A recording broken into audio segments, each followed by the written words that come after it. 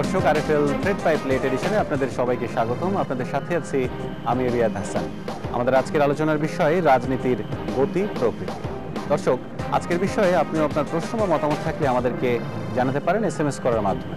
আপনার মোবাইলের মেসেজ অপশনে এলই লিখে স্পেস আপনার নাম এবং মতামত লিখে পাঠিয়ে দিতে পারেন 16361 এই নাম্বারে। আমি আবারও বলছি 16361 এই নাম্বারে, যে কোনো মোবাইল থেকে।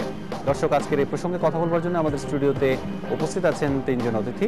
আওয়ামী লীগের যুগ্ম সম্পাদক মোহাম্মদ আব্দুর রহমান এমপি, বিএনপির যুগ্ম মহাসচিব মোয়াজ্জেম হোসেন আলাল এবং রাজনৈতিক বিশ্লেষক মোহাম্মদ শাহেদ। আপনাদের তিনজনকে আমাদের স্টুডিওতে স্বাগত জানাচ্ছি। আমি প্রথমেই রাজনীতি, যেহেতু আজকে আমাদের সাবজেক্ট এবং আপনারা দুজনই সরাসরি রাজনীতির সাথে যুক্ত, যদিও আমাদের বিশ্লেষক তিনি তার ভিন্ন দৃষ্টিভঙ্গি থেকে দেখবেন। আমি প্রথমে একটু আলাল ভাই আপনার কাছে আসতে চাই যে বিএনপি দীর্ঘদিন থেকে বলে আসছে যে রাজনীতি করার যে সহনীয় পরিবেশ, সেই পরিবেশ ন্যূনতম পর্যায়ে নেই।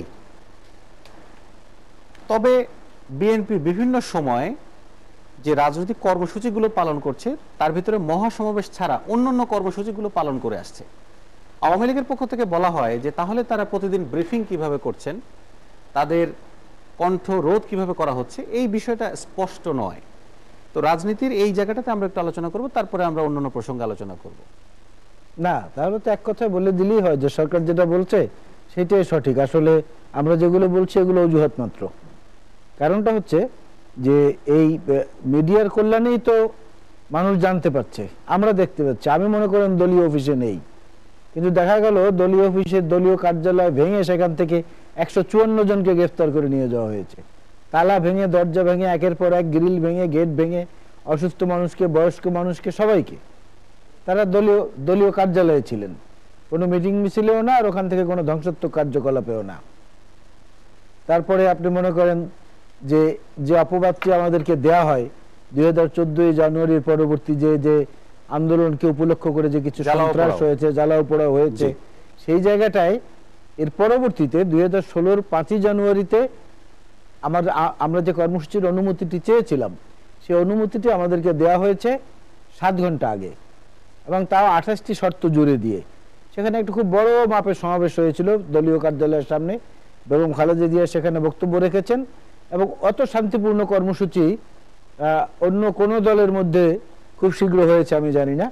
2016 26শে মার্চে আমরা স্বাধীনতা দিবসের র্যালি করতে চেয়েছিলাম, 3 ঘন্টা আগে আমাদের অনুমতি দেওয়া হয়েছে এবং রুট নির্দিষ্ট করে দেওয়া হয়েছিল যে এই জায়গাটা থেকে এই প্রদক্ষিণ করে আপনারা শেষ করে দেবেন। আমরা সেইভাবেই করেছি, এবং এই 2016 এই বছরটা যেটা গেল, কেবল এই 16 বছরে দেখেন কোনো একটা সহিংসতা বিরোধী দলের পক্ষ থেকে কোথাও নেই। তারপরেও আমরা সংবাদ সম্মেলন ঢাকার বাইরে করতে পারছি না, আমরা থানা পর্যায়ের, জেলা পর্যায়ের সম্মেলনগুলো করতে পারছি না। আমি ঝালকাঠিতে সম্মেলনে গিয়েছিলাম, বীরুত্তম ব্যারিস্টার শাহজাহান ওমর সাহেব, মুক্তিযুদ্ধের বীরুত্তম, ওনার জেলায় প্রথমে জেলা শহরে 144 ধারা জারি করা হলো, এরপরে একটা থানায় গেলাম, সেখানে জারি করা হলো, এরপর পার্শ্ববর্তী আরেক থানায় গেলাম, সেখানে জারি করা হলো। সবশেষে ঘরের মধ্যে ঢুকে আমরা কোনো রকম এটা সম্পন্ন করে এসেছি। তাও পুলিশের শর্ত ছিল ব্যানার লাগানো যাবে না, আমরা ওইভাবেই করে চলে এসেছি। এখনো সেইটাই হচ্ছে পদে পদে। আর প্রতিদিন সকালে আদালত পাড়ায় আমাদের যত নেতাকর্মীদেরকে থাকতে হয়, সেখানে একটা সমাবেশ ইচ্ছা করলে ওখানেই করা যায়। সুতরাং এই যে অফিসে এসে আবার সংগঠিত হয়ে করা, এটাও একটা ডিফিকাল্ট। আপনি সর্বশেষ তথ্যটা যে আপনাকে আমি দেই, সেখানে আমাদের নামে, এই বিএনপির নেতাকর্মীদের নামে এই সরকারের 8 বছরে এখন পর্যন্ত মোট মামলার পরিমাণ হচ্ছে 1,26,000 সারা বাংলাদেশের নেতাকর্মীদের নামে, এবং সেখানে আসামি হচ্ছে আপনার 6,27,000 সম্ভবত, অথবা 6,72,000 এরকম। জেলখানে এখনো মনে করেন 1020 আছে। তারপরে ঢাকা শহরে এসে আত্মগোপন করে অনেকে আছে। আর বেগম খালেদা জিয়াকে তো সপ্তাহে সপ্তাহে যেতে হচ্ছে, এই হচ্ছে। সবকিছুই হয়তো প্রতিপক্ষ যারা রাজনৈতিক দল তারা বলবেন যেটা তো আইনের মাধ্যমে হচ্ছে। হ্যাঁ, আইনের শাসন বলতে যেটা বোঝায়, ন্যায় বিচারের শাসন বলতে যেটা বোঝায়, সেটা সবার বেলায় সমভাবে প্রযোজ্য হওয়া উচিত। সরকারে যাওয়ার পরে নিজেদের মামলাগুলো প্রত্যাহার করে নিয়ে বিরোধী দলের মামলাগুলোকে সচল রাখা, ঘন ঘন তারিখ দেয়া এবং আরো নতুন নতুন মামলা চাপিয়ে দেয়া, এগুলোই তো দমন পীড়নের অনেক। কিন্তু মামলা প্রত্যাহারের বিষয়টি কি এবারই প্রথম? না, প্রথমের বিষয় না, রাজনৈতিক মামলাগুলো রাজনৈতিক বিবেচনা প্রথমের বিষয় না। আমার কথাটা হচ্ছে একটা জায়গায়, সেটা হচ্ছে যে কোনো খারাপ উদাহরণ আরেকটি খারাপ উদাহরণকে দিয়ে ঢাকা যায় না। আমি খারাপ করেছি, তাই বলে আপনি খারাপ করবেন কেন? আপনি ভালো কিছু করে দেখান, তাহলে আমিও তখন বাধ্য হব ভালো কিছু করার জন্য। বিষয়টা দাঁড়িয়েছে ওইখানে। আমি এখানে কম্প্যারিজনটা করতে চাই in positive sense, towards looking forward. এখানে কে কতটা খারাপ করেছে, আমরা কি করেছি, ওনারা কি করেছেন, এটার তুলনামূলক চিত্রে আমি পারতপক্ষে যেতে চাই না, যদি আমাকে ইনভাইট না করা হয়। কথাটা হলো আমাদের যে ভুলগুলো আছে সেখান থেকে আমরা আত্মশুদ্ধির মাধ্যমে সংশোধিত হব, এবং সরকার যেটা করছে সেখান থেকেও সরকার আত্মশুদ্ধির মাধ্যমে। তাহলে কি ভবিষ্যতে পরিবর্তিত হবে। আওয়ামী লীগ আশা করতে পারে যদি কখনো বিএনপি ক্ষমতায় আসে, তাহলে আপনারা এটার প্রতিশোধ পরায়ণ হয়ে আপনারা তাদের বিরুদ্ধে কোনো রাজনৈতিক মামলা করবেন না? না, প্রতিশোধ পরায়ণ হওয়ার বিষয়টা এখানে আসবে না। আসবে শুধু অতটুকুই যে আইনের মধ্যে থেকে যদি কোনো কিছু অপরাধ কেউ বড় ধরনের করে থাকে, সেই বিচারগুলো হবে, যেগুলো এখনো হচ্ছে। জি, আপনার কাছে আবার আসবো জনাব আব্দুর রহমান। আওয়ামী লীগকে কিন্তু সবসময় কিন্তু বিএনপির এই যে অভিযোগগুলো, সেই অভিযোগগুলো কিন্তু অনেকটা এরকম যে আওয়ামী লীগ মুখে গণতন্ত্রের কথা বলে, কিন্তু আসলে গণতন্ত্রের পায়ে যে শেকল বলেন, বেড়ি বলেন, এই কথাগুলো বলা হয়। আসলে আপনারা কোথায় মানে বেড়ি পরিয়ে রেখেছেন, বা কোথায় শেকলটা কোথায়? আসলে এই কথাটি একেবারেই বলবো যে রাজনৈতিক উদ্দেশ্য প্রণোদিত, এবং রাজনীতির একটা মতলব থেকে রাজনৈতিক বিরোধী পক্ষ, বিশেষ করে বিএনপি বলে থাকে। এবং আপনি নিশ্চয়ই স্বীকার করবেন একজন সাংবাদিক হিসেবে যে আজকের মাননীয় প্রধানমন্ত্রী বঙ্গবন্ধু কন্যা শেখ হাসিনা 24 থেকে 25টি চ্যানেল বোধহয়, জি, আরো বেশি হবে, আরো বেশি হবে, এই প্রত্যেকটি চ্যানেলের অনুমতি কিন্তু তিনিই দিয়েছেন। এবং আজকে গণতন্ত্রের এবং মতামত প্রকাশের স্বাধীনতার জন্যে যত সুযোগ সুবিধা এই সরকার করে দিয়েছে, আমার মনে হয় না যে বিগত কোনো সরকারের আমলে এই ধরনের কোনো সুযোগ কোনো রাজনীতির পক্ষের জন্যই ছিল। আপনি কি মিডিয়াতে কথা বলাটা কি মূল স্বাধীনতা ভাবছেন? আমি আসছি, জি, আমি একটা উদাহরণ দিলাম। জি জি জি, যে যদি বাক স্বাধীনতা, মতামত প্রকাশের স্বাধীনতা যদি ঠেকিয়ে রাখবার একটা প্রবণতাই সরকারের থাকতো বা ইচ্ছে থাকতো, তাহলে এতগুলো মুক্ত আর স্বাধীনভাবে কথা বলবার সুযোগ সৃষ্টির জন্য এতগুলো চ্যানেল সরকার দিত না। এবং একটা মাত্র বাক্সকেই নির্ভর করে সরকারের কথা বলবার জন্যই সুযোগ সৃষ্টি করে রাখতো। সবাইকে সব ব্যাপারে কথা বলবার সুযোগ সৃষ্টি করে দিত না। তার মানে একটা সরকার এবং সরকার প্রধানের যে রাজনৈতিক চরিত্র, তার যে রাজনৈতিক ভাবনা চিন্তা এবং রাজনৈতিক স্বাধীনতার প্রতি যে শ্রদ্ধাশীল, এই শ্রদ্ধাশীলের একটা প্রকাশ নিশ্চয়ই আমরা এর মধ্যে দিয়ে দেখতে পাই বা আমরা স্বীকার করতে পারি। এখন আলাল ভাইকে আপনি একটা প্রশ্ন করেছিলেন যে আপনারা যদি ক্ষমতায় আসেন তাহলে কি আপনারা প্রতিশোধ পরায়ণ হয়ে এভাবে করবেন? তিনি কথাটি খুব কৌশলে এড়িয়ে গিয়ে বলেছেন যে না, এটা আইনগতভাবে ব্যবস্থা নেওয়া হবে। এখন আমি যদি বলি যে বিএনপি প্রেস কনফারেন্স, বিএনপির বিভিন্ন জায়গার সভা সমাবেশ, প্রতিটি নির্বাচনে যেই সকল নির্বাচনে অংশগ্রহণ করেছে, সেই জায়গায় নির্বাচনে অংশগ্রহণ করবার জন্যে যত ধরনের সুযোগ সুবিধা একটা রাজনৈতিক দলের থাকা উচিত, সেই সুযোগ সুবিধাগুলো ভোগ করবার পরেও তারা যদি বলে থাকে যে আমাদের রাজনৈতিক সভা সমাবেশ করবার কোনো অনুমতি নেই, এক্ষেত্রে আমি অবশ্যই একটা কথা বলতে পারি যে উনি বলেছেন 2014 সালের 5ই জানুয়ারির কথা। আসলে 5ই জানুয়ারির একটি রাজনৈতিক তারিখ ঠিক করা হয়েছে বিএনপির পক্ষ থেকে, এবং এই 5ই জানুয়ারিকে একটা ভিন্ন ইতিহাসের ধারায় নিয়ে যাবার জন্যে যে তাদের একটা অপচেষ্টা, বা আমি বলবো যে কি বলে একটা একটা কি বলে, হাতিয়ার? না হাতিয়ারও বলবো না, আমি বলবো যে একটা ভিন্ন ধরনের চিন্তা, যে 5ই জানুয়ারিকে মানুষের কাছে, ইতিহাসের কাছে ভিন্নভাবে উপস্থাপন করা, এবং সেই ভিন্নভাবে উপস্থাপন করবার প্রচেষ্টার অংশ হিসেবেই সেই দিনেই একটা জনসভা করা, এবং সেই জনসভার মধ্য দিয়ে জনসভার নামে বিভিন্ন ধরনের বিশৃঙ্খলা সৃষ্টি করা এবং রাস্তা অবরোধ করা, মানুষের স্বাভাবিক জীবন যাপনের যেই অধিকার, সেই অধিকারকে ব্যাহত করা, এই জাতীয় কর্মসূচির জন্য সরকারের বিভিন্ন গোয়েন্দা সংস্থা, সরকারের বিভিন্ন আইন শৃঙ্খলা বাহিনী তারা মনে করেছে যে এই সভাটি এই জায়গায় এইভাবে অনুমতি দেওয়া উচিত হবে না, এবং জনজীবনে একটা অশান্তি বিশৃঙ্খলা সৃষ্টি হবে। এবং সেটি কিন্তু তারা তাদের পরবর্তী কর্মকাণ্ড দিয়ে প্রমাণ করেছে। এবং গত বছরের 5ই জানুয়ারির পরে যেই অবরোধ কর্মসূচির নামে যেই তাণ্ডব লীলা বাংলাদেশে হয়েছে, এবং 102 জন মানুষকে আগুনে পুড়ে মরতে হয়েছে, এবং কঙ্কালসার দেহ তার পরিবার উপহার পেয়েছে, এবং বাস, ট্রাক, এমনকি গরু, ছাগল, গাছ পর্যন্ত জ্বালাও পোড়ার হাত থেকে রক্ষা পায়নি। এখন বিএনপি যদি বলে যে আমরা এগুলো করি নাই, এগুলোর সঙ্গে আমরা জড়িত না, কিন্তু আমি একটা সহজ কথায় এর উত্তর বলবো যে যেদিন থেকে অবরোধ কর্মসূচি বিএনপি প্রত্যাহার করেছে, বা আর অবরোধ কর্মসূচি দেওয়া হলো না এই কথাটা বলা হয়েছে, তারপর থেকে কিন্তু আর একটা গাড়িতেও কোথাও আগুন জ্বলে নেই, একটা বাসেও আগুন জ্বলেনি, একটা মানুষও কিন্তু পুড়ে মরেনি।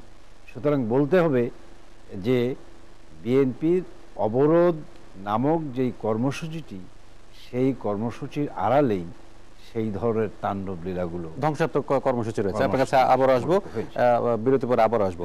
জনাব শাহেদ, আপনি একটু ভিন্নভাবে যদি দেখবার চেষ্টা করেন একজন সাধারণ নাগরিক হিসেবে, একজন বিশ্লেষক হিসেবে, সেক্ষেত্রে আপনি কি মনে করেন যে বিএনপিকে তার প্রপার স্পেস সরকারের পক্ষ থেকে দেয়া হচ্ছে না, বা যদি দেয়া হতো তাহলে আওয়ামী লীগের পক্ষ থেকে বা গোয়েন্দা সংস্থার পক্ষ থেকে যে একটা শঙ্কা প্রকাশ করা হচ্ছে, সেই শঙ্কাটা বাস্তবে রূপ নিত? ধন্যবাদ আপনাকে। এখানে দুজন বিচক্ষণ আলোচক রয়েছেন, রহমান ভাই এবং আলাল ভাই, দুজনের প্রতি শ্রদ্ধা রেখে আমি কিছু কথা বলতে চাই। দেখেন, রাজনীতি এমন একটি জায়গা যেখানে রাজনীতিতে ফুল স্টপ বলতে কোনো কথা নাই, যেখানেই ফুল স্টপ সেখান থেকে আবার শুরু। এখন এই যে প্রতিহিংসামূলক রাজনীতি, আমি পিছনের কোনো কথায় যাব না, দোষারোপের রাজনীতিতে আমি যাব না, আমি দোষারোপের রাজনীতি বিশ্বাসও করি না, প্রতিহিংসা রাজনীতিকে আমি বিশ্বাসও করি না। বিষয় হচ্ছে যে আমি একটু প্রথম থেকেই বলি যে সমস্যাটা কোথা থেকে হয়েছে। 5ই জানুয়ারির ইলেকশনে বিএনপির পার্টিসিপেশন ছিল না। বিএনপি পক্ষ থেকে বলা হয় এই ইলেকশনটি তার গ্রহণযোগ্য, এটাকে বলা হয় গণতন্ত্র হত্যা দিবস, আর আওয়ামী লীগের থেকে বলা হয় গণতন্ত্র পুনরুদ্ধার দিবস। যাই হোক, এই ইলেকশনটিতে বিএনপি আসেনি।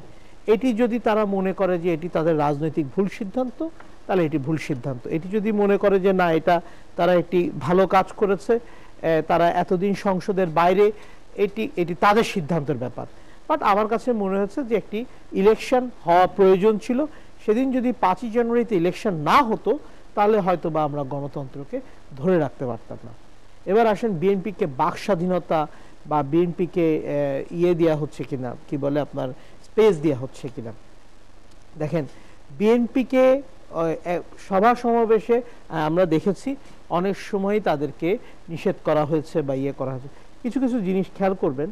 21শে আগস্টে কি বলে আপনার এই হেফাজত ইসলাম যখন ঢাকা শহরে আপনার অবস্থান গ্রহণ করলো, হঠাৎ করে বিএনপি করলো কি, বিএনপি চেয়ারপারসন বললেন যে আমরা সবাই, বিএনপি সবাইকে এবং ঢাকাবাসী সবাইকে এটার সাথে যোগ দিতে বলেন, এবং হঠাৎ করে কিন্তু ওই ভিতর থেকে সরকার পতনের একটা যুগপৎ, মানে একটা আন্দোলন তৈরি করার একটা তারা প্রস্তুতি নিলেন। এই যে এই ধরনের জিনিস, এবং আমরা দেখেছি ওই দিন কত ধরনের নাশকতা হয়েছে। আমি জানি না এই নাশকতার আজও পর্যন্ত তদন্ত হয়নি, সেই তদন্তের রিপোর্টও আমরা আজও পর্যন্ত পাইনি। কিন্তু কথা হচ্ছে যে আমার কাছে মনে হয় যে এই যে কথাটি রহমান ভাই বলার চেষ্টা করলেন যে বিএনপি যে 92 দিনের আন্দোলন করেছে, সেই আন্দোলন যেদিন থেকে শেষ হয়েছে আমরা কিন্তু সেই সন্ত্রাসী আর দেখিনি। আমরা বিএনপিকে আমরা এরকম কোনো কর্মকাণ্ডে আর পরবর্তীতে কিন্তু আমরা দেখিনি। এখানে একটি জিনিস আমি দেখেন, প্রতিশোধ পরায়ণ রাজনীতির কথা বলা হয়েছে। বাংলাদেশ আওয়ামী লীগ আমি যেটুকভাবে বুঝি যে প্রতিশোধের রাজনীতিটি বাংলাদেশ আওয়ামী লীগ করে বলে আমার মনে হয় না।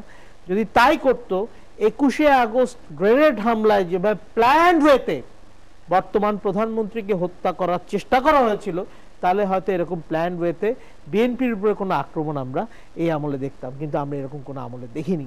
হ্যাঁ, আলাল ভাই একটি কথা বলেছেন যে ওনাদের নেতা কর্মীদের প্রতি নির্যাতন, হয়রান অনেক কিছু হয়েছে।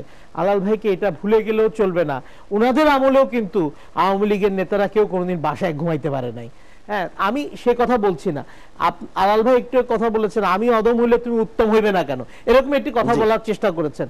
সেই জায়গাটাতেও আমি বলছি যে আসলেও উনি অদম হলে আমরা উত্তম হওয়ার চেষ্টা করব না, কিন্তু সেই জিনিসগুলো একটা ব্যাপার আছে। জিনিসটা হচ্ছে যে এখন যদি আপনি নাশকতার প্ল্যান করেন এবং গোয়েন্দা সংস্থার কাছে যদি আপনার প্রপার তথ্য থাকে, সেই জায়গায় যদি আপনার সেই তথ্যের ভিত্তি থেকে যদি গ্রেপ্তার করা হয়, তাহলে সেই জিনিসটাকে তো আপনি কিছু করতে পারেন না। এখন বিষয়টা হচ্ছে বিএনপির বর্তমান রাজনীতিতে কিন্তু আমি একটা পজিটিভ রাজনীতি দেখতেছি। কিরকম পজিটিভ রাজনীতি দেখতেছি? তারা এতদিন ধরে নির্দলীয় নিরপেক্ষ তত্ত্বাবধায়ক সরকারের নামে একটি আন্দোলন করে আসছিল, সেখান থেকে কিন্তু তারা সরে এখন তারা সহায়ক সরকারের দিকে গিয়েছে, আর একটু সরে এসে তারা ইলেকশন কমিশন পুনর্গঠনের জন্য যখন মহামান্য রাষ্ট্রপতি ডাক দিলেন, তখন কিন্তু বিএনপির ওয়েল পার্টিসিপেশন দেখেছি। দ্যাট ইজ এইটা কিন্তু আমার কাছে রাজনীতি গুড সাইন। এবং শুধু তাই নয়, বিএনপির পক্ষ থেকে 13 দফা একটি দাবি পেশ করা হয়েছে, যেই দাবিটিতে বিএনপি একটি কথা বলেছেন যে নির্বাচন আইনটি স্বাধীনতার পরবর্তী থেকে আজকে পর্যন্ত কোন সরকার, বিএনপিও কয়েকবার সরকারের ক্ষমতায় ছিল, বর্তমান সরকারও কয়েকবার ক্ষমতায়, কোন সরকার কিন্তু এই আইনটি প্রণয়ন করেনি। এবং মহামান্য রাষ্ট্রপতির সাথে যারাই দেখা করতে গিয়েছেন তারা কিন্তু এই আইনের প্রতি কিন্তু জোরদার দিয়েছেন। That's a good point. But আবার এক জায়গায় কিন্তু ওনারা একটা পয়েন্ট জোরেও দিয়েছেন যে এই প্রতিনিধিত্বকারী জায়গায় কিন্তু ওনারা বলেছেন যে যেই জায়গাটাতে আপনার স্বাধীনতা পরবর্তী সময় থেকে এই পর্যন্ত আপনার যারা সংসদে প্রতিনিধিত্ব করেছেন অথবা নিবন্ধিত রাজনৈতিক দল, ওই যে জামাতের একটা গাঁটছড়া হঠাৎ করেই তো বাদ দিতে পারে না, মানে একটু লেজুর তারা লাগিয়ে রেখেছে। তবু আমি মনে করি আজকে যে বিএনপি যে কথাটি বলছে যে আমাদেরকে কথা বলতে দেওয়া হয় না, আমাদের বাকরুদ্ধ করে রাখা হয়েছে, আমি এই কথাটির সাথে একমত না। আমি মনে করি বরঞ্চ বিএনপির বিজয় হয়েছে। তারা মহামান্য রাষ্ট্রপতির সাথে আলোচনায় গিয়েছে, রাষ্ট্রপতি আলোচনায় আপনার কি বলে সন্তুষ্ট প্রকাশ করেছেন এবং বিএনপির পক্ষ থেকে বলা হয়েছে সন্তুষ্ট প্রকাশ করেছেন। এই জিনিসগুলো আমার কাছে মনে হয় যে খুব একটা পজিটিভ জিনিস। আরেকটি জিনিস হচ্ছে আমাদের রাজনীতির একটি খারাপ জিনিস হচ্ছে আমাদের হচ্ছে বাঁশের থেকে কঞ্চি শক্ত বেশি। আমি আলাল ভাই, আপনি আমার সাথে হয়তোবা দ্বিমত পোষণ করতে পারেন। আমরা দেখেছি আমাদের মাননীয় প্রধানমন্ত্রী আলোচনার ব্যাপারে বলেছেন যে এই আলোচনা মহামান্য রাষ্ট্রপতি করবেন, অথচ আওয়ামী লীগের পক্ষ থেকে অন্যান্য নেতারা বলেছেন যে আলোচনা আন্তঃশাসন হবে। আমরা এই কথাগুলো কেন বলতে যাই? লেটস মানে আলোচনাগুলো হোক। বিএনপির পক্ষ থেকে বিভিন্ন ধরনের স্টেটমেন্ট দেওয়া হয়েছে, অথচ তারা আলোচনায় গিয়েছে। এই কথাগুলো দরকার না। এই যে কয়েকদিন আগে বিএনপির শামসুজ্জামান দুদু সাহেব হঠাৎ করে উনি বলে বসলেন কি আমরা ঢাকা সিটির নাম চেঞ্জ করে জিয়া সিটি করে ফেলবো। এই ফার্স্ট কথাবার্তাগুলো তো বলার প্রয়োজন নাই, এই ফার্স্ট কথাগুলো তো বলার প্রয়োজন, এইগুলো তো আমাদেরকে ভাবায়, আমাদেরকে শঙ্কিত করে, আমাদের দূরত্ব অবশ্যই দূরত্ব বাড়িয়ে যায়। জি, আপনার কাছে আবার আসবো ছোট একটা বিরতির পরে। সুপ্রিয় দর্শক, আরএফএল থ্রেড বাই প্লেট এডিশনের নিচে ছোট্ট একটা বিরতি, ফিরবো খুব শিগগিরই, আমাদের সঙ্গে থাকবেন। দর্শক দেখছেন এসএটিভির রাতের আয়োজন RFL thread by plate edition. আমরা আবারও ফিরছি আমাদের আলোচনায়। জি জনাব বালাল, আপনার কাছে আসবো। অনেকগুলো প্রশ্ন ইতোমধ্যে নিশ্চয়ই আপনার কাছে জমা পড়েছে, যে বিশেষ করে যে 92 দিনের টানা অবরোধের কথা, এবং যখন থেকে আপনারা প্রত্যাহার করলেন সেদিন থেকে সেটি আর হয়নি। তো স্বাভাবিকভাবে এটি বিএনপি জামাত এই গোষ্ঠীর উপরে এটি বর্তায় এবং এই নিয়ে ব্যাপক কথাবার্তা হয়েছে। আর জনাব শাহেদ তিনিও কিছু কথা বলেছেন, আপনি নিশ্চয়ই এর উত্তর দেবেন। না, এখানে বিষয়টা দাঁড়িয়েছে মানে আলোচনার মধ্যে আমার মনে হলো যে বিএনপি এমন একটা অরফান পার্টি, এটা একটা এত বড় এতিম পার্টি যেটাকে তুচ্ছ তাচ্ছিল্য করে যত দোষ এটার উপরে চাপানো যায় ততই ভালো। কিন্তু মজার ব্যাপার হলো বিএনপি সংসদে নাই, তারপরেও বিএনপিকে গালিগালাজ করা হয়েছে ৭,২৮৬ বার, সরকারের প্রশংসা করা হয়েছে ৭,৫০০ বার, অ্যাজ রিপোর্টেড বাই টিআইবি এবং সুজন। আচ্ছা, যাই হোক, এর থেকে বিএনপির অস্তিত্বটা বোঝা যায়। আরেকটা জিনিস হলো, যেই গাছে ফল বেশি সেই গাছের উপরে ঢিলটা বেশি পড়ে। আর সেটা যদি একটা কোনো রাজনৈতিক সরকার মানে টানা ৮ বছর দায়িত্ব পালন করে, তখন তাদের হাতে এমন কিছু লোভনীয় ফলমূল এবং উপঢৌকন থাকে যাতে অনেক কিছু আলাপ আলোচনা অনেকের পরিবর্তিত হয়ে যায়। এই জায়গাটায় বিএনপি একটু চাপের মধ্যে আছে আলাপ আলোচনাগুলোতে। কারণ আপনি দেখবেন যে এই যে ২০১৪-র ৫ই জানুয়ারি নির্বাচন উপলক্ষে বেগম খালেদা জিয়া একটি সমাবেশ করতে চেয়েছিলেন গাজীপুরে, মে দিবসের একটা সমাবেশ। বালুর ট্রাক দিয়ে ওনাকে আটকে দেওয়া হলো, রডের ট্রাক আনা হলো। আওয়ামী লীগের নেতারা বললেন, কেউ বললেন ওনার বিল্ডিং রিপেয়ার করা হবে সেই জন্য বোধহয় উনি এনেছেন, কেউ বললেন যে এখানে রাস্তার কাজ হবে সিটি কর্পোরেশন এনেছেন। পরবর্তীতে আমরা দেখলাম জল কামান এলো, প্রিজন ভ্যান এলো, র্যাব এলো, বিজিবি এলো, পুলিশ এলো, অনেকে অবরুদ্ধ করে দেওয়া হলো। ওই জনসভাটা করতে দিলে পরবর্তী ঘটনা হতো কিনা এটা কিন্তু পরীক্ষা প্রার্থনীয়। জোর দিয়ে কেউ বলতে পারবে না যে না ওইটা দিতে পারলে পরে এইটা হতো। আওয়ামী লীগ ১৭৩ দিন হরতাল করেছে তত্ত্বাবধায়ক সরকারের দাবিতে, পোর্ট বন্ধ করে দিয়েছে। আপনার শেরাটনের সামনে গান পাউডার দিয়ে মানুষ পুড়িয়ে মেরেছে ১১ জন বাসের মধ্যে, সারা বাংলাদেশে তোলপাড় করে দিয়েছে জ্বালিয়ে পুড়িয়ে। 173 ডেজ মানুষের জীবনকে অচল করে দিয়েছিল। তারপরে ৯৬-এর ১৫ই ফেব্রুয়ারির নির্বাচন, সেটাও সংবিধান রক্ষার্থী তখন হয়েছিল, কিন্তু ১.৫ মাসের মাথায় সেই সংসদীয় পদ্ধতিতে সেই তত্ত্বাবধায়ক সরকার ব্যবস্থা চালু করে দিয়ে আমরা সরে এসেছি। আর ২০১৪-এর ৫ই জানুয়ারির নির্বাচন নিয়ে বিতর্ক কি পরিমাণ আছে না আছে সে প্রসঙ্গে আমি না গিয়েও বলতে পারি, সেখানেও কমিটমেন্ট ছিল। আজকের যিনি প্রধানমন্ত্রী তিনিও বলেছিলেন, ৬ তারিখে বলেছিলেন ৫ তারিখের নির্বাচনের পরেই, যেটা একটা সংবিধান রক্ষার নির্বাচন, ধারাবাহিকতার নির্বাচন, আমরা খুব তাড়াতাড়ি আলাপ আলোচনা করে একটা পার্টিসিপেটরি ইলেকশন আমরা করব। সেটা হয়নি। খেলাফতের বিষয় নিয়ে, হেফাজতের বিষয় নিয়ে বিএনপির সাপোর্ট নিয়ে সমালোচনা করা হয় বিভিন্ন জায়গায়, কিন্তু জনতার মঞ্চ তৈরি করে সংবিধান লঙ্ঘন করে প্রকাশ্যে যখন সচিবদেরকে এনে রাস্তা আটকে সমাবেশ করা হলো, সেটা নিয়ে আজকে কেউ সমালোচনা করে না। কারণ human memory is very short, তো ওগুলো ভুলে যায় অথবা ইচ্ছাকৃতভাবে ওটা দৃশ্যপটের আড়ালে চলে যায়। আরেকটি কথা রহমান ভাই বলেছেন, ঠিকই এই সরকারের আমলে অনেকগুলো চ্যানেল দেওয়া হয়েছে, কিন্তু সবগুলো এই সরকার দিয়েছে তা কিন্তু ঠিক না। আর চ্যানেল যেভাবে দিয়েছে কে দিয়েছে একইভাবে, কে দিয়েছে? আরে কি বলেন, এখন এটা বলতে গেলে তো আরো সময় লাগবে। চ্যানেল আই, এটিএন, এনটিভি, না, চ্যানেল আই লাইসেন্স প্রাপ্ত হয়েছে আওয়ামী লীগের সময়। চ্যানেল আই লাইসেন্স প্রাপ্ত হয়েছে গতবার যখন আওয়ামী লীগ ছিল, আবু সাইদ সাহেব তখন এটা লাইসেন্স প্রাপ্ত হয়েছে। বর্তমানে একটাও দেয় না। না ঠিক আছে, বিএনপি কোনটাই দেয় না। বিএনপি দিয়েছে, না না দেয়, চ্যানেল 1 দিয়েছে, বিএনপি দেয় নাই। আমি ধরেই নিলাম যে বিএনপি দেয় নাই, কিন্তু বিএনপি কিন্তু যদি একটিও দিয়ে থাকে, অর্ধেকও দিয়ে থাকে, বিএনপির কোনো ক্ষমতাধর ব্যক্তি, সর্বোচ্চ প্রধান তো পরে, কোনো ক্ষমতাধর ব্যক্তিও আবার সাংবাদিকদের সমাবেশে বলেন নাই যে লাইসেন্স আমি যেভাবে দিতে পারি, লাইসেন্স আমি সেভাবে কেড়েও নিতে পারি। আপনি কি আমার সঙ্গে তর্ক করবেন? আপনার কথার সময় তো আমি কথা বলি নাই। Please let me finish. তারপরে আপনি বললেন আপনি বিজ্ঞজন, অনেক ভালো বুঝেন, বলবেন পরে আর আপনাকে যখন সময় দিবে।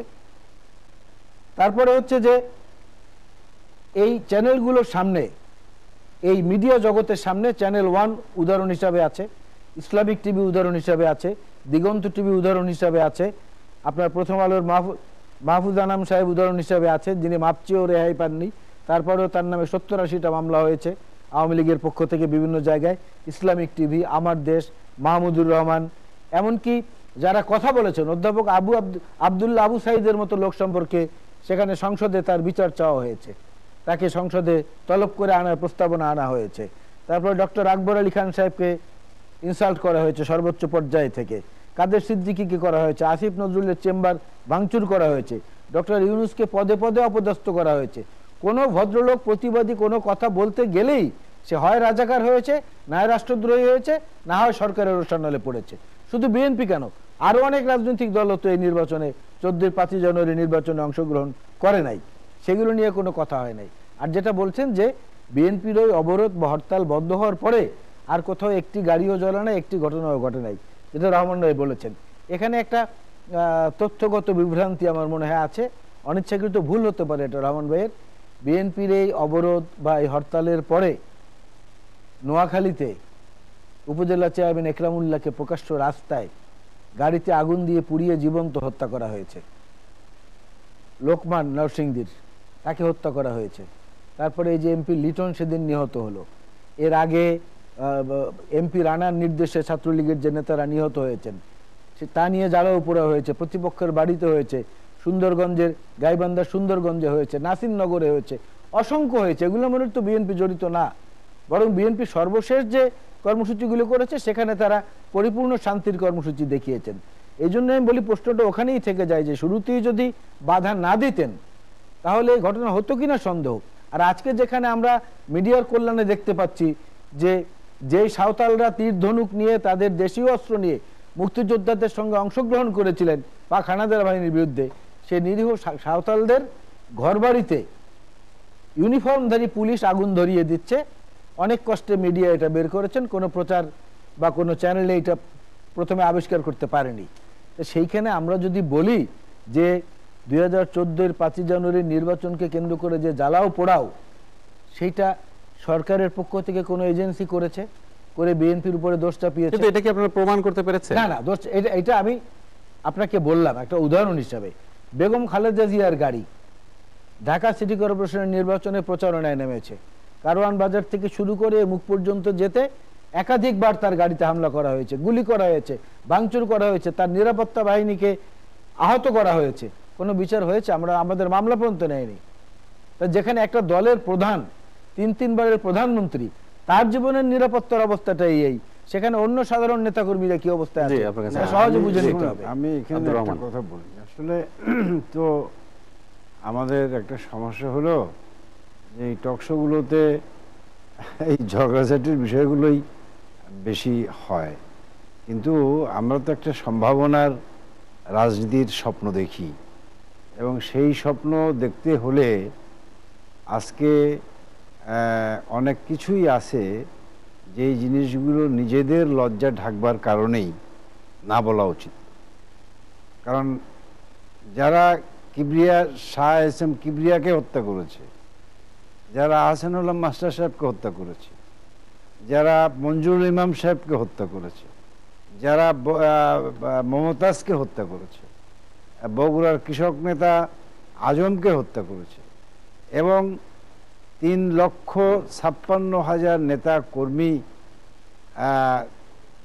অন্তত পক্ষে 7 মাস ঘর বাড়ি ছাড়া ছিল, 36,000 নেতা কর্মীকে নিষ্ঠুর নির্মমভাবে হত্যা করা হয়েছে, এবং বাড়িকে পুকুর বানিয়ে মাছ চাষ করা হয়েছে, বাগান লুট করা হয়েছে, এবং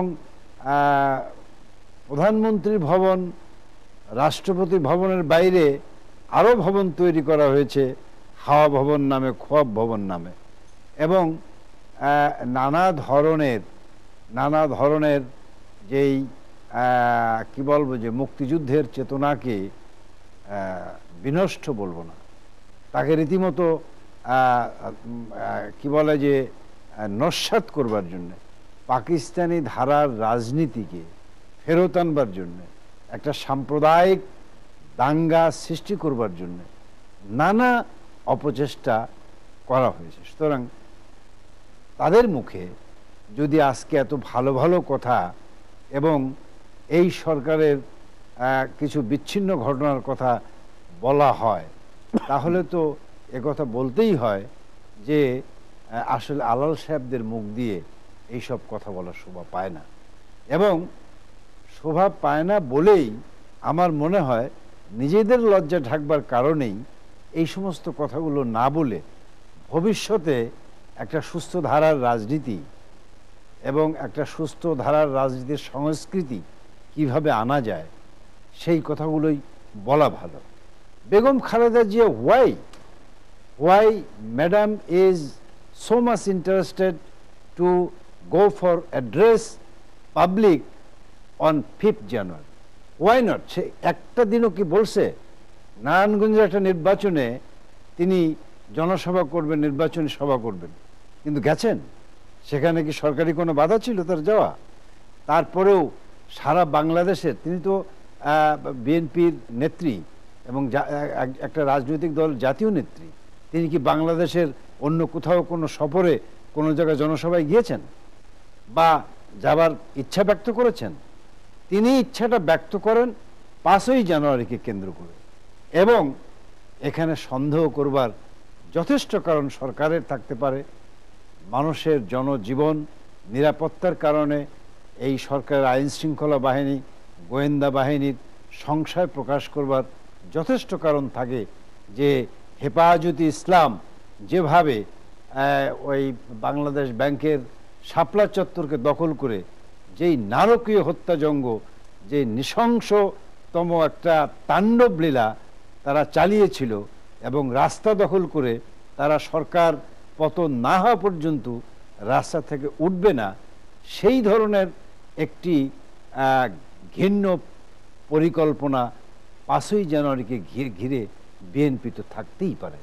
সুতরাং সেই সন্দেহ থাকবার পরেও কি করে সরকার শুধু কেবলমাত্র 5ই জানুয়ারির এই শঙ্কা মুক্ত একটা সমাবেশ করতে না দেওয়ার অজুহাতকে ধরে যদি বলে গণতন্ত্র না, এটা গ্রহণযোগ্য হবে না, তাহলে এই কথাটি আমার মনে হয়, শুনেন, এই কথাটি আমার মনে হয় যে মানুষের কাছেও গ্রহণযোগ্য হবে না, এবং আমরা কেবলমাত্র এই বিতর্কের মধ্যেই জড়িয়ে থাকব।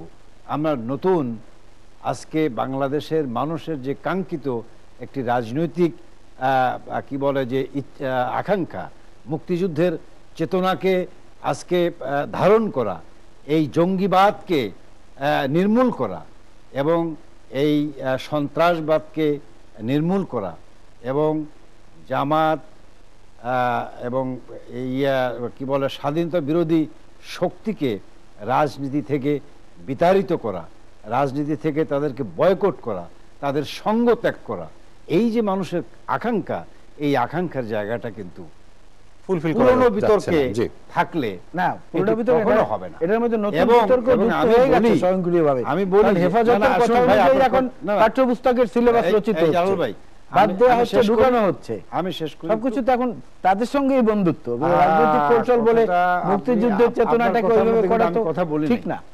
তো প্রশ্নটা হলো যে আজ আপনাকে এই স্বাধীনতা বিরোধী চক্রের ষড়যন্ত্র থেকে, এই জঙ্গিবাদী গোষ্ঠীর বাংলাদেশটাকে ভিন্ন জায়গায় নিয়ে যাবার ষড়যন্ত্রের জায়গা থেকে, এই স্বাধীনতার চেতনাকে সমুন্নত রাখবার লক্ষ্যে যদি এই দেশের মানুষের আগামী দিনের কাঙ্ক্ষিত অর্থনীতির জিডিপি এবং অর্থনৈতিক সূচক যদি আজকে বিশ্ব মানুষের কাছে একটা উল্লেখযোগ্য জায়গায় নিয়ে যেতে হয়, তাহলে কিন্তু রাজনীতির সুস্থ ধারায় আপনাদের ফিরে আসতে হবে।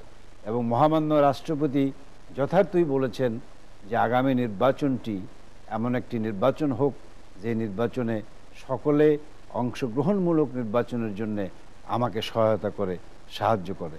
এবং আমরা আশা করব, আমি অনুরোধ করব, এবং আপনার মাধ্যমে আলাল ভাই, আপনার নেত্রী বেগম খালেদা জিয়াকেও আমি বিনয়ের সাথে অনুরোধ করব, বিএনপিকেও বলবো যে আগামী নির্বাচনে আপনারা অংশগ্রহণ করেন, সেই নির্বাচন একটি অবাধ, সুষ্ঠু, নিরপেক্ষ নির্বাচন হোক, নির্বাচন কমিশনটি একটি শক্তিশালী নির্বাচন কমিশন হোক, তারা স্বাধীনভাবে তাদের দায়িত্ব পালন করুক এবং আমাদের বাংলাদেশের রাজনীতিতে একটা সুস্থ ধারা ফিরে আসুক, এটাই আমাদের।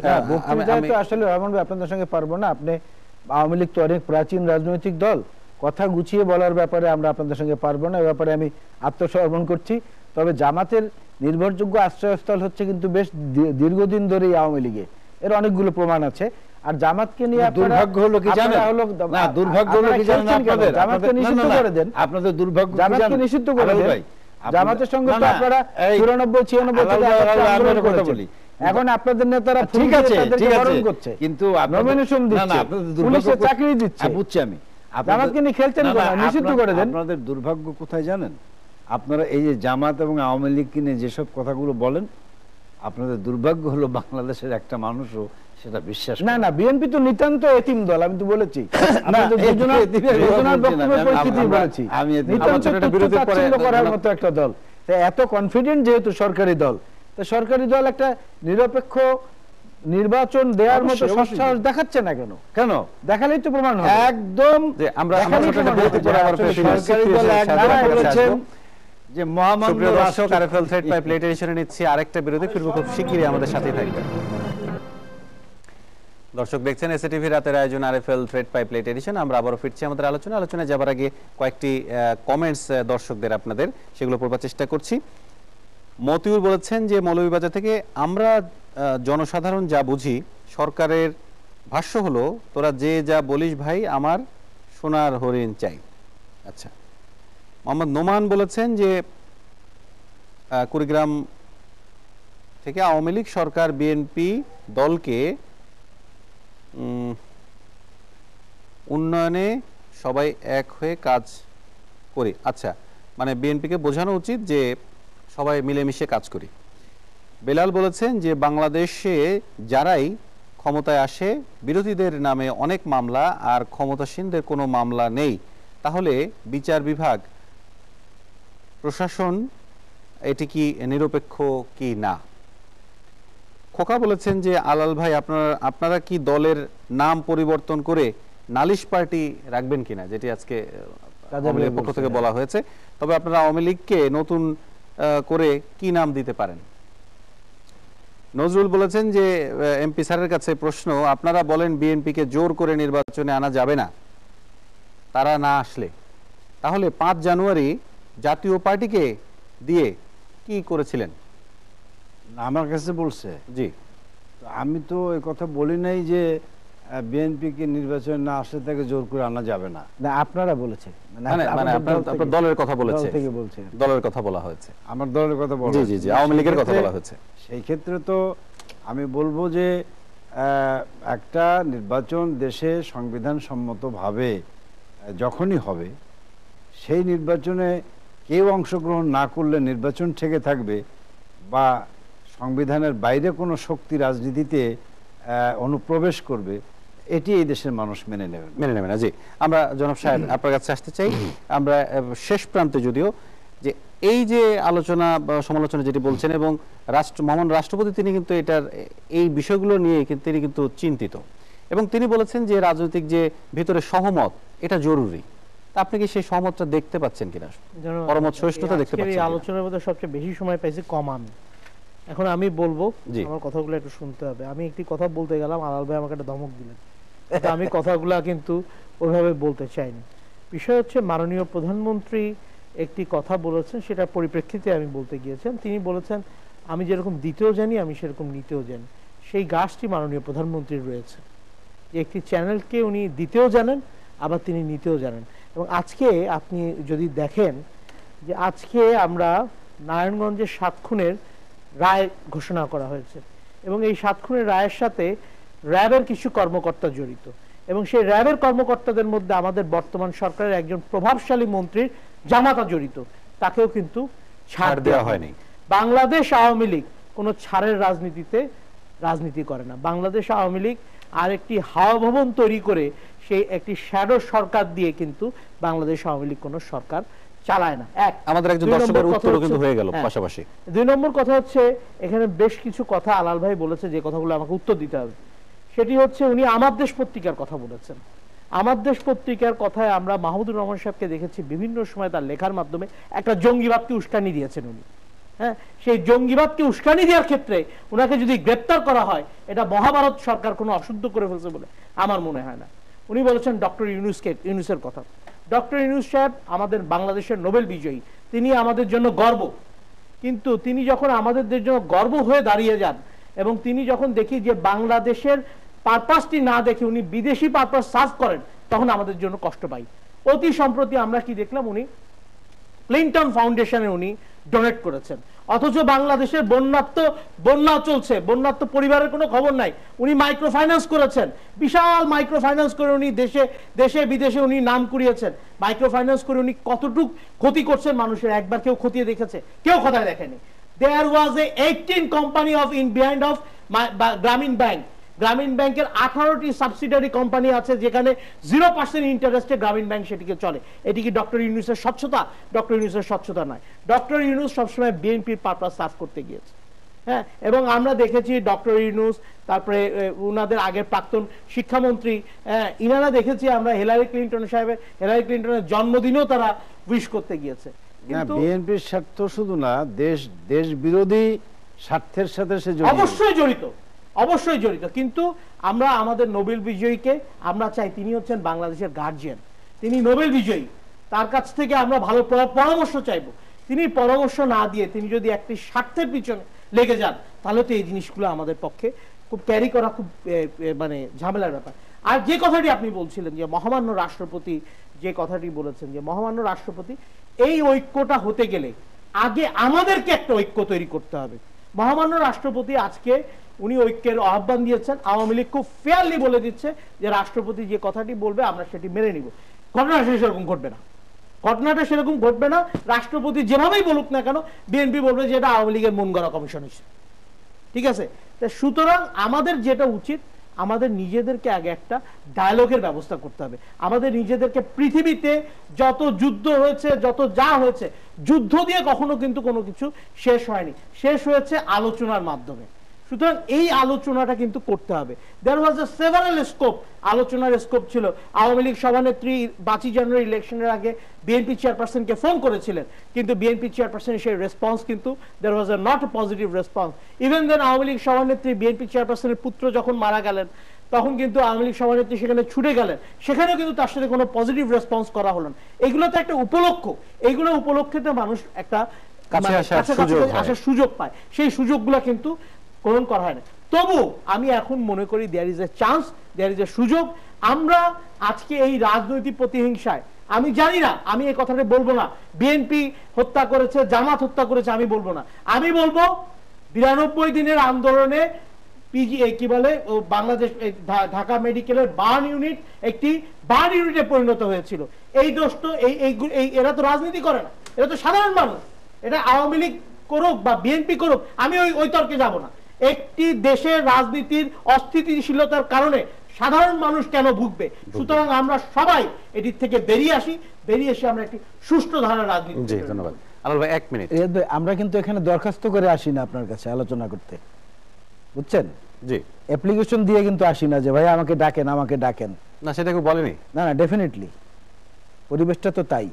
রাজনৈতিক বিশ্লেষক যদি উত্তেজিত হয়ে সরকারের দালালের মতো কথা বলেন, তাহলে তো he is more Catholic than pope, সেরকমটা দাঁড়াচ্ছে না। তিনি তার অভিমত ব্যক্ত করেছেন। না, তার অভিমত ব্যক্ত, আমরা কিন্তু মানে দরখাস্ত দিয়ে আসি না। কথাটা ভবিষ্যতে মনে রাখলে আপনারা, আমরা খুশি হব। এটাই হলো মতামতের স্বাধীনতা। দেখেন কি সুন্দর ঐক্য, দেখেন কি সুন্দর ঐক্য। উনি বললে পরে উনি হেল্প করে। এই ঐক্যের মধ্যে আমরা কিন্তু আবারও বলি, আপনাদের কাছে অনুরোধ করে কিন্তু আসি না। দর্শকের প্রশ্নের যেটা উত্তর, বিএনপির যদি বাংলাদেশ নালিশ পার্টি হয়, তাহলে বাংলাদেশ আওয়ামী লীগের অ্যাব্রিভিয়েশন কিন্তু আলাল ভাই এর আগে বলবো যে আপনি দালাল শব্দটা অক্সিলারি আমি প্রত্যাহার করব না। আমাকে মারেন, স্টুডিওর মধ্যে ধরে আক্রমণ করে মারেন, অনুরোধ করা হচ্ছে, দুজন আছেন তো, অসুবিধা নাই। হাসান মাহমুদ সাহেব আজকেও বলেছেন হিউম্যান রাইটস ওয়াচ হচ্ছে একটা ভাড়াটিয়া সংগঠন, বিএনপি জামাতের পক্ষে ভাড়া খাটে। তো এই রুচির কথা যারা বলেন, তাদের সঙ্গে তর্ক করতে আমাদেরকে দয়া করে এরপর থেকে আনবেন না। এটা হলো আপনার কাছে বিনীত অনুরোধ। আর আমি যেগুলো বলতে চাচ্ছি, যে হত্যাকাণ্ডগুলোর কথা উনি বলেছেন, আহসানুল্লাহ মাস্টার থেকে এএসএম কিবরিয়া পর্যন্ত সবগুলোর বিচার কিন্তু শুরু হয়েছে, বিচার হচ্ছে। জঙ্গি দমনের ক্ষেত্রে বিএনপি প্রথম জেএমবিকে সমূলে বিনাশ করে দিয়ে এসেছিল, একদম তাদের নেতাদের সহ, এবং সেখানে বর্তমান সরকারের মন্ত্রী আত্মীয় স্বজনরাও ছিল। আর তৃতীয় হচ্ছে যে রাষ্ট্রপতির কাছে আলোচনার বিষয় এবং অন্যান্য যে বিষয়গুলো হচ্ছে, সেগুলোয় বুদ্ধিজীবীদের মধ্যে বা শিক্ষিত মানুষদের মধ্যে আজকে বড় বিভাজন তৈরি হয়েছে। এটা মানতে হবে, আশাবাদী না, আমরা আশাবাদী, কিন্তু সেই আশাবাদীর জায়গাটায় আজকে সাংবাদিক নাজমুল হাসান, তাকে প্যান্ট চুরির অপরাধে পর্যন্ত মামলা দেওয়া হচ্ছে। সে তো বিএনপি আওয়ামী লীগ করে না, সে আশুলিয়ায় গার্মেন্টস সেক্টরের শ্রমিকদের অধিকার আদায়ের আন্দোলনে জড়িত হয়েছিল, এইটা হচ্ছে তার অপরাধ। মাহমুদুর রহমান নাকি এই দেশে জঙ্গি ইনভাইট করেছেন। যদি তাই হয়ে থাকে, জঙ্গি ইনভাইট করার জন্য সুনির্দিষ্ট ধারায় কিন্তু তার বিরুদ্ধে মামলা হয় নাই, না মামলা হয় নাই। সেই জন্য আমি বলবো যে ঢালাও অভিযোগ না করে আর এইভাবে প্ল্যান করে দুজনকে এক পক্ষের এনে আরেকজনকে একা অসহায় করে দেওয়ার যদি মানসিকতা থাকে, আমাকে অন্তত দয়া করে এরপর থেকে ডাকবেন না। ঝগড়াটে যারা আছে বা এই ধরনের করতে পারে তাদেরকে আনলে পরে আমরা খুশি হব।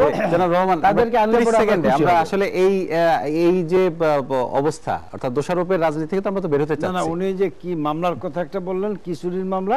প্যান্ট চুরি। প্যান্ট চুরি। এর চাইতেও জঘন্য মামলার আসামি ছিলাম আমি। না, সাংবাদিককে দিয়েছে বলছি। সেই মামলার আসামি ছিলাম আমি ফেরিতে টুঙ্গিপাড়া যাওয়ার সময় প্লেট চুরির মামলা আমি সাবের হোসেন চৌধুরী, লিটন চৌধুরী সহ আহসানুল্লাহ মাস্টার সহ আমরা 11 জন, সেই উদাহরণ 11 জন 4টে প্লেট 11 জনে চুরি করছে। সেই মামলার আসামি হয়ে হাইকোর্টে দরজায় অন্তত 22 বার আমাদের যেতে। আমার কাছে মনে হয় যে আমরা রাষ্ট্রপতি সেই আহ্বান, অর্থাৎ পরমত সহিষ্ণুতা প্রয়োজন, পরমত সহিষ্ণুতা আমাদের প্রয়োজন, আমাদের পরমত সহিষ্ণুতা প্রয়োজন।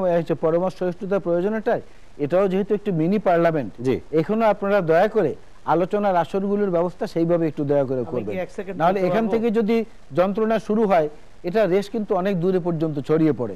সেই পরিবেশটা বজায় রাখার জন্য আপনাদেরকে আমার পক্ষ থেকে অনুরোধ। আপনাদের তিনজনকে আমাদের স্টুডিওতে আমি খুব গর্ববোধ করে আজকে বলতেছি যে বাংলাদেশ আওয়ামী লীগের মতন একটি দলের, ঐতিহ্যবাহী দলের দালাল শব্দ যেহেতু পাইছি, দালালি করতে পেরেছি, এটা আমি খুব গর্ববোধ করতেছি। এই পরিচয় আসার পরে জামাতের মতন পরিচয় না এসে জামাতের পরিচয় আসেন পরে দলের দালালি করতে আমি এখানে আসি। হ্যাঁ, ওই পরিচয় পরে আসেন। আমরা তিনজনকে আমাদের স্টুডিওতে ধন্যবাদ জানাচ্ছি। সুপ্রিয় দর্শক, আমরা জানিয়ে রাখি যে লেট এডিশন পুনঃপ্রচার হয় সকাল 9টায়। আজ এ পর্যন্তই। সবাই ভালো থাকবেন, সুস্থ থাকবেন, এসএটিভির সঙ্গেই থাকবেন।